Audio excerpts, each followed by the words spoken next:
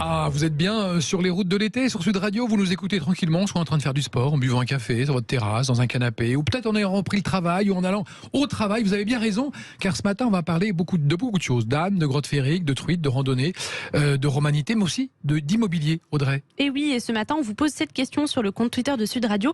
Pensez-vous qu'en France, l'accès au prêt immobilier est facile ? Eh bien, les réponses qu'on a aujourd'hui en majorité, c'est non. C'est étonnant. Voilà. Spontanément, c'est un peu ce que j'aurais dit. Voilà, les auditeurs et les abonnés du compte Twitter de Sud Radio pensent que non. D'accord. Voilà. Alors, on va parler d'immobilier avec nos invités qui sont aujourd'hui Corinne Joly, présidente du PAP, particulier à particulier. Bonjour Corinne. Bonjour. Guillaume Erard, qui est journaliste immobilier au Figaro, donc un spécialiste de la question. Bonjour Guillaume. Bonjour. Et puis Christophe Le Boutilly, directeur d'agence immobilière chez Orpi à Creusot, en Bourgogne-Franche-Comté. Bonjour Christophe. Bonjour. Alors première question peut-être pour vous Corinne, vous êtes présidente de PAP. Est-il facile aujourd'hui d'acheter ? Alors c'est moins facile qu'il y a un an justement à cause de ce que vous avez évoqué, c'est-à-dire que les taux d'emprunt ont quand même clairement augmenté. En tout début d'année, on était à 1,10% en moyenne et en ce moment, on est plutôt à 1,85%. Donc ça augmente assez vite et tout le monde sent bien que ça n'a pas fini d'augmenter. Donc forcément, il y a un certain nombre d'emprunteurs qui ne peuvent plus emprunter. Il y a aussi des conditions qui se sont durcies, notamment il faut beaucoup plus d'apports personnels qu'avant. Là, en ce moment, en moyenne, il faut vraiment que vous ayez à peu près 20% du montant de votre achat en apport personnel. Donc, toutes ces conditions font qu'il y a quand même un certain nombre d'acheteurs pour qui c'est plus difficile. Et puis, parallèlement à ça, les prix n'ont toujours pas vraiment redescendu, au contraire. Donc voilà, c'est plus dur que l'année dernière. D'accord, donc ça remonte un peu partout. Guillaume Erard, est-il vrai que le marché est à flux tendu et qu'il y a moins d'offres que de demandes partout en France ? Oui, et d'ailleurs c'est pour ça que finalement les prix restent très très élevés. Alors bon, il y a une exception, c'est Paris, mais ça ne baisse pas autant que on a pu espérer. Et comme vient de le dire Corinne, les taux ont tellement augmenté que la faible baisse qu'on voit à Paris ne change pas grand-chose. Et puis au contraire, ailleurs, dans les villes de province, les villes moyennes qui ont la cote depuis le début du Covid. Alors justement, c'est lesquelles villes qui ont la cote ? C'est toutes les villes un peu littorales, oui. Bretagne, Normandie, Côte d'Azur, et puis même à l'intérieur des terres. À l'intérieur des terres. Il y en a qui n'ont pas forcément envie d'être en bord de mer, qui n'ont peut-être pas forcément les moyens et qui ont envie de s'installer au calme. Et là, on a des hausses qui peuvent être parfois à 2 chiffres. Oui, c'est hallucinant. C'est-à-dire que pour un habitant de grande ville, le pouvoir d'achat est quand même plus élevé, donc ça pose pas forcément de problème. Mais un local qui a envie d'acheter, oui. Lui, il est pris à la gorge. C'est ça. Ouais, c'est un peu le problème de ces villes côtières, notamment où Pays Basque, partout sur la Méditerranée, les jeunes qui veulent se lancer dans la vie active et qui ont un travail n'arrivent pas à trouver à se loger dans leur propre ville. Ils doivent se loger à 30, 40, 50 bandes plus loin. Exactement. Et d'ailleurs, on a vu, ça crée des tensions. Oui. Vous parliez du Pays Basque. Clairement, il y a eu des agences qui ont été taguées. Absolument. Il y a des messages presque agressifs. Donc on voit que vraiment, il y a une tension qui est en train de monter. Christophe Le Boutilly, justement, vous qui êtes directeur d'agence immobilière chez Orpi à Creusot, en Bourgogne, Franche-Comté, est-ce que vous voyez cet avenir aussi sombre ? Pas vraiment. Vraiment. Alors, nous, on a une chance, c'est qu'au Creusot, on bénéficie de la gare TGV qui est implantée depuis les années 80. On n'a pas forcément bénéficié dans les années 80 de cette arrivée de Parisiens ou de Lyonnais. Mais par contre, effectivement, aujourd'hui, c'est un vrai bénéfice parce qu'on a un prix au mètre carré qui est quand même relativement faible. Il a combien aujourd'hui ?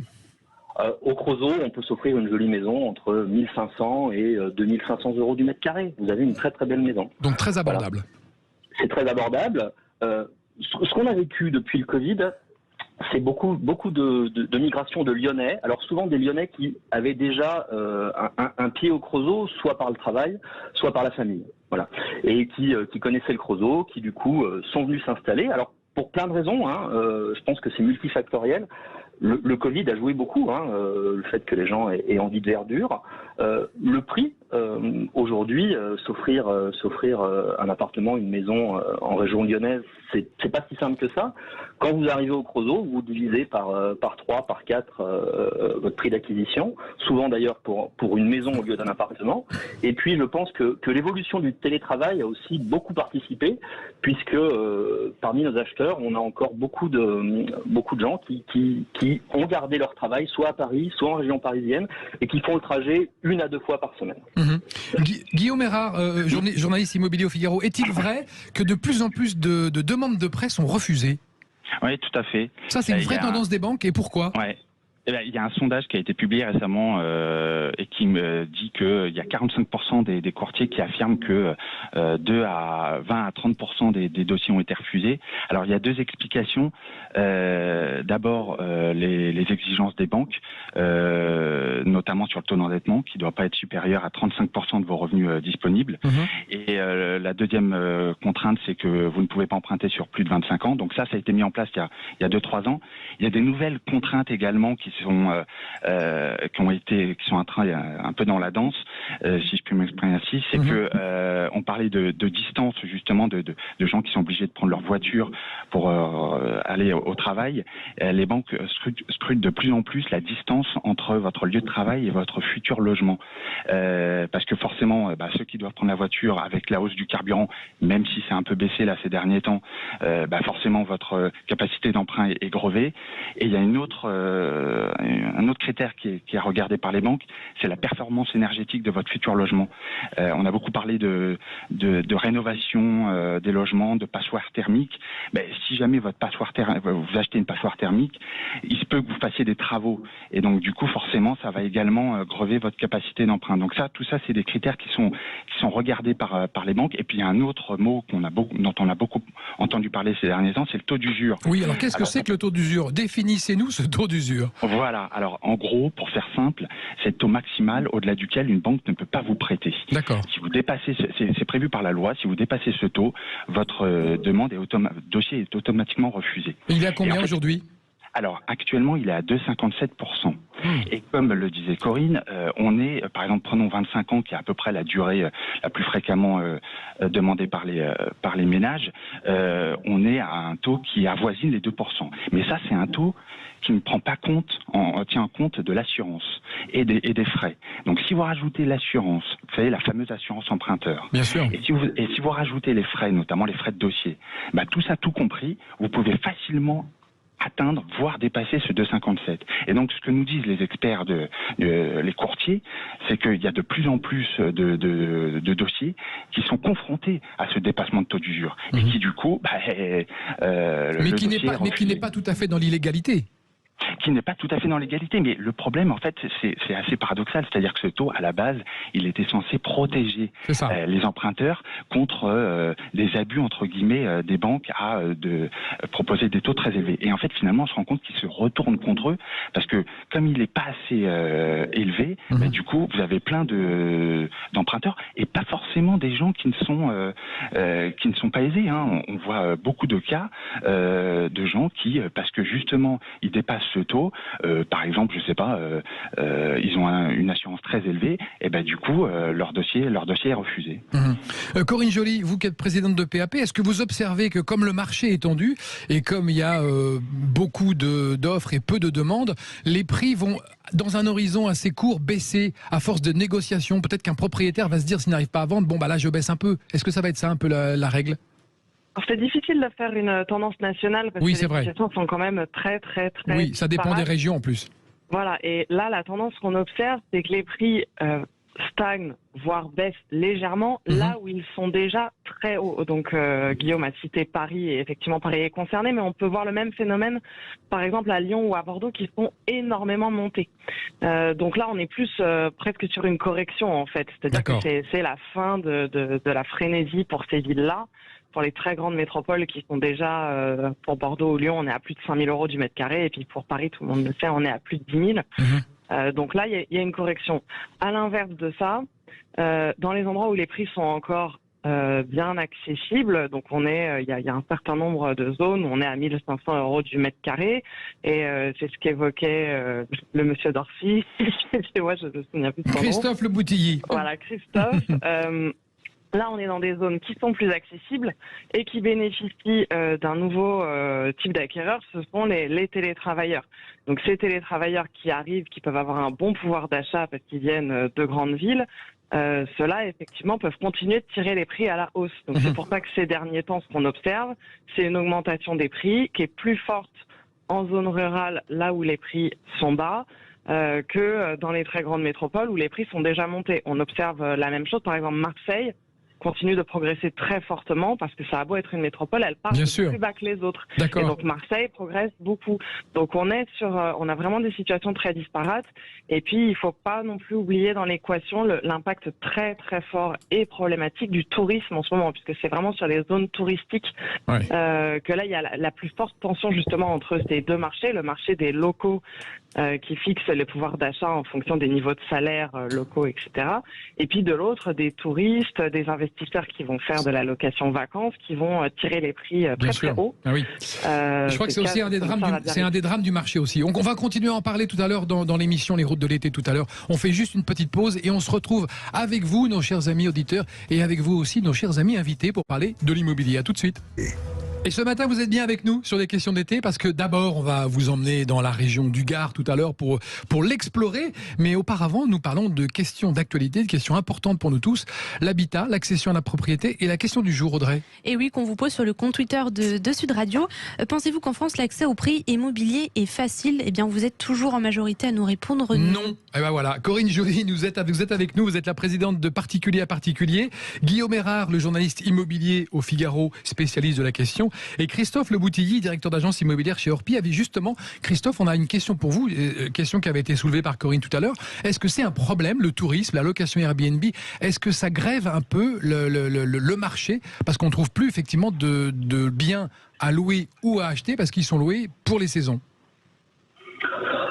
Alors, pas en tout cas sur le secteur que je connais. Moi, pas chez vous. En fait, chez vous, tout va à peu près bien, Christophe. C'est une bonne nouvelle. Mais tout va bien dans le sens où quand on peut s'offrir une maison pour 2 000 € du mètre carré, alors que dans les grandes villes, il faut au minimum 6 000 à 7 000 €, vous comprenez que c'est quand même plus facile. Oui. Et forcément, on est forcément pas sur le même marché. Alors, ça fait 17 ans que je suis agent immobilier. Le marché que je connaissais jusqu'à présent était plutôt un marché où il y avait beaucoup d'offres et il n'était pas si simple de trouver à vendre son bien. Depuis 2 ans, le marché s'est complètement inversé. Effectivement, on est sur un marché qui est très fluide et aujourd'hui, les acquéreurs doivent être hyper réactifs pour pouvoir acheter quelque chose. Ouais, c'est ça la règle, il faut aller très vite. Mais on trouve encore des maisons à 250, 280 000 €, 220 mètres carrés chez vous dans votre région, dans ces eaux-là. Exactement. Alors attention, tous les biens, parce que comme le disait tout à l'heure la présidente de PAP, Corinne Joly, pardon, tous les biens n'ont pas évolué de la même manière. C'est-à-dire que si effectivement il y a des différences géographiques, il y a aussi des différences en fonction des typologies de biens. Aujourd'hui, ce qui se vend le plus et le plus cher au prix au mètre carré, c'est bien évidemment un petit pavillon. Ce que j'appelle un petit pavillon, c'est une maison individuelle qui va faire environ 150 mètres carrés. Voilà, ça c'est des biens qu'on peut vendre aujourd'hui sur notre secteur. Alors sur le Creusot, environ 2 500 € du mètre carré. Et puis sur Beaune, on est plutôt à 3 500 € du mètre carré. Et quand on est jeune, c'est un peu dur de pénétrer ce marché de l'immobilier là. Audrey. Alors, Oui, justement, j'avais une question. Parce que vous qui êtes jeune, Audrey. C'est ça, oui. Je suis primo-accédante, du coup, j'ai 23 ans et je me pose la question, est-ce qu'un jour je pourrais acheter un appartement? Parce que là, vu tout ce que j'entends, je vous avoue que ça m'inquiète quand même un peu.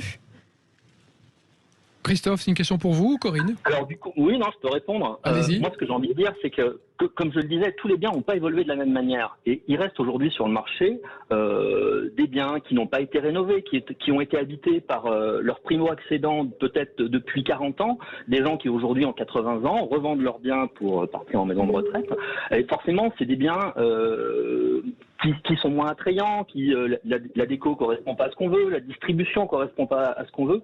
C'est des biens qu'on peut se permettre d'acheter peu cher, donc pour des jeunes, c'est des biens qui sont accessibles. La contrepartie, ça sera bien évidemment de s'engager dans quelques travaux pour pouvoir les mettre au goût du jour. Oui, et on connaît le prix du travaux qui a aussi beaucoup augmenté. Les artisans ont beaucoup augmenté leur prix. C'est un peu le drame. Un petit peu. Voilà. Un petit peu. Moi, pour répondre à Audrey, je pourrais dire ça dépend où. Oui, c'est ça. Voilà, je ne sais pas où vous cherchez, mais moi, du coup, ce serait plus en région parisienne pour le coup. Si c'est dans l'ouest parisien ou le Gard, c'est pas pareil.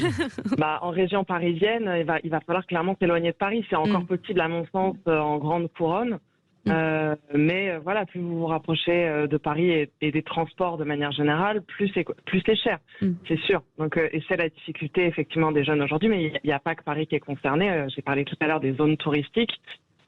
Christophe a la chance donc d'être en Bourgogne, qui n'est pas la zone la plus touristique de France, mais le littoral en ce moment a de sérieux problèmes pour les locaux aussi, parce que les locations touristiques ont fait monter les prix à des niveaux qui sont absolument inaccessibles pour les personnes qui travaillent, qui habitent juste sur place et qui travaillent sur place. Guillaume Erard, vous qui êtes journaliste immobilier au Figaro, qu'est-ce qu'on a comme outil avec sa banque pour mettre de l'argent de côté et peut-être attendre que le marché se calme un peu et avoir un projet immobilier dans 5 ans, 10 ans? Les outils, PEL déjà, on peut essayer de faire tout simplement appel à un courtier pour essayer d'obtenir, la proposition la plus satisfaisante. Le principe du courtier, c'est qu'on doit lui verser une commission après. Donc ça. Si la transaction est réussie, tant que la transaction n'est pas réalisée, pour le coup, il y a rien à verser. C'est combien une commission de courtier? Alors après, ça dépend des courtiers. Il y en a, c'est autour, encore une fois, c'est quelques milliers d'euros, ou autour de 2000 euros. Après, ça dépend encore une fois ça dépend des. Et lui, son travail, c'est de trouver sur le marché des banques le taux le moins cher. En gros, ce qui est déjà très important, si vous avez prévu de faire appel à un courtier, l'idée c'est de le voir directement. Ça sert à rien de négocier avec votre banque et puis après d'aller voir le courtier, parce que encore une fois, le courtier va faire ce travail justement. Il va lister toutes les banques qui peuvent justement vous faire une proposition, et puis après il va revenir vers vous, il va dire voilà, j'ai vu toutes ces banques là, voilà les propositions qu'elles vous font, laquelle vous paraît le plus satisfaisant. Donc vraiment, encore une fois, si vous faites appel à un courtier, vous le laissez faire ce travail-là, et puis après, encore une fois, ce sera à vous de choisir. Après, évidemment, les conseils, c'est quoi? C'est évidemment, mais bon, encore une fois, c'est ce qu'on disait, quand on est jeune, c'est difficile, c'est d'avoir un apport le plus élevé possible. Oui, Corinne disait 20%. Voilà, et ça pour le coup ça a explosé. Ces dernières années on était autour de 10%, là aujourd'hui on est carrément à 20%. Et en fait j'avais un expert au téléphone qui me prenait une espèce de comment dirais-je de jargon footballistique, qui me disait en fait c'est comme si avant c'était tout pour l'attaque, en fait avant les banques ouvraient les vannes, et aujourd'hui c'est carrément tout pour la défense. Risque en fait, tout pour la défense, c'est zéro risque en fait. Et donc en fait finalement elle prenait 100% du risque il y a quelques années. Aujourd'hui, vous prenez 20% du risque. Quand vous êtes un secondo-accédant, que vous avez déjà un appartement et que vous cherchez à acheter plus grand, vous avez la possibilité d'avoir un apport élevé. Mais par contre, quand vous êtes un primo-accédant, évidemment, la solution est compliquée. Donc, du coup, il faut essayer, encore une fois, Alors, il y a une solution faut voir au cas par cas selon le profil, c'est le regroupement de crédit. Ça permet d'une certaine manière alors je ne vais pas rentrer trop dans les détails, mais ça permet d'une certaine manière de générer un peu plus de trésorerie. Donc ça, c'est à négocier d'une certaine manière avec votre banque aussi. N'hésitez pas, encore une fois, à leur demander, encore une fois, des propositions, ou alors, encore une fois, d'apporter plus. Oui. Alors aujourd'hui, Guillaume, le profil type qui a le plus de chances de voir accéder à la propriété auprès des banques et auprès de tout le monde, c'est quoi? C'est un homme, une femme d'un certain âge, qui a un CDI, qui est installé, qui travaille depuis longtemps dans la même société, qui a un apport. C'est quoi le profil type? Le profil type, c'est généralement un CDI. Un CDI qui gagne autour de 3 000, 4 000 euros par mois, qui surtout a de l'épargne, Donc à 50 000 ou 100 000. Ouais, à peu près, voilà. Donc, ce qui est énorme, C'est énorme. Et encore, c'est une moyenne, c'est-à-dire qu'à Paris, ça peut monter largement plus haut. Hein. Donc, c'est vrai que ça paraît complètement insurmontable quand on est primo-accédant. Et puis après, de bien gérer ses comptes. Si encore une fois, d'une certaine manière, on coche toutes ces cases, ça peut passer. Mais c'est vrai que de plus en plus, c'est compliqué. Ouais. Il faut être en couple. C'est mieux. C'est vrai que c'est mieux parce que forcément on a plus de revenus, donc plus de capacité d'emprunt, plus d'apports, donc forcément ça aide. Et quand on a des enfants, ça grève un peu l'ambiance ou pas? Non, c'est vrai qu'il y a des charges, forcément, donc ça va, tout dépend, j'ai envie de dire, des revenus. Ça rentre en ligne de compte, bien sûr. Ça rentre en ligne de compte. Et après, ce que je vous disais, c'est aussi toutes ces nouvelles donnes écologiques et si vous avez à prendre la voiture, forcément, ça fait une charge financière plus élevée. Oui, donc, car il faut tout est calculé. Tout est calculé. C'est vraiment, encore une fois, aujourd'hui, l'idée, c'est pas de plomber l'ambiance, c'est juste d'être vraiment réaliste. Oui. Voilà. C'est aujourd'hui, et c'est ça qui a peut-être surpris, on est passé vraiment d'un extrême à l'autre. Avant, c'était vraiment, on pouvait accéder au crédit, et d'ailleurs, on l'a vu. Hein. C'est pour ça qu'au final, chaque année, il y avait plus d'1 million de biens qui se vendaient. Aujourd'hui, on est passé d'un extrême à l'autre. C'est zéro risque, en fait. Corinne Joly, au PAP, est-ce qu'il y a carrément beaucoup moins d'offres cette année que l'année dernière quand on ouvre le site? Alors non, il n'y a pas moins d'offres pour le coup, parce que ça c'est les vendeurs qui décident de mettre en vente, et les vendeurs sont pas concernés par les difficultés de crédit, donc il n'y a pas de raison qu'ils mettent moins en vente, et il y en a même certains qui anticipent que le marché soit de plus en plus difficile justement pour les acheteurs. Donc ils vendent du coup se disent, voilà, on va dire qu'il y a quand même une petite tendance du côté des vendeurs à se dire, faut peut-être pas traîner parce que l'année prochaine ce sera peut-être plus dur de vendre parce que les acheteurs auront plus de difficultés. Donc ça c'est une bonne nouvelle plutôt de cet état d'esprit en tout cas. Oui, parce que ça fait que malgré tout, il faut quand même, parce qu'on compare beaucoup à l'année dernière pour dire que là c'est plus difficile. Il faut pas oublier que l'année dernière c'était un record historique en volume de transactions, mais vraiment historique. Donc c'est pas non plus alarmant d'avoir une baisse. On peut pas progresser infiniment. Et même concernant les taux de crédit, je le dis parce que c'est vrai qu'on a été un petit peu inquiétant, mais il faut pas oublier qu'ils restent plutôt bas historiquement, là encore. On est 1,85, c'est pas non plus... On a eu du 4-5% dans les années 80-90. Oui, même plus. Même plus, 7, oui, il y a eu du 7. Et ce serait pas complètement... c'est pas exclu qu'on y retourne. Donc il faut quand même aussi avoir en tête que 1,85, oui, c'est moins bien que l'année dernière, mais c'est pas si haut. Et d'ailleurs, un petit conseil aux auditeurs, parce que ça reste assez intéressant d'acheter maintenant justement à cause de ce taux d'emprunt. Et si vous avez une difficulté, il y a une stratégie qui est de plus en plus adoptée justement par les jeunes. C'est que si vous ne pouvez pas acheter là où vous habitez ou la surface dont vous avez besoin, vous pouvez essayer de faire un investissement locatif. Parce que vous pouvez acheter une petite surface plus éloignée de votre lieu de travail. Que vous louez ? Que vous louez, et ça vous permet de rentrer dans le marché de la propriété, de devenir propriétaire à un taux qui reste intéressant. Parce que là, en ce moment, si vous empruntez à 1,85, à l'œil, je pense que ça va être plus haut l'année prochaine, plus haut l'année d'après. On sent qu'on est quand même rentré dans une période où ça monte, et donc il vaut mieux rentrer dans la propriété, si vous n'êtes pas encore propriétaire, aujourd'hui que dans 2-3 ans. Alors Audrey, c'est ce que vous allez faire? Je prends note. Très bon conseil. Merci beaucoup Corinne Joly, présidente de PAP. Merci aussi également à Guillaume Erard, journaliste immobilier au Figaro, et à Christophe Le Boutilly qui était en direct du Creusot pour ses conseils sur l'immobilier, pour votre enthousiasme éclairé et surtout pour votre réalisme. À bientôt à tous.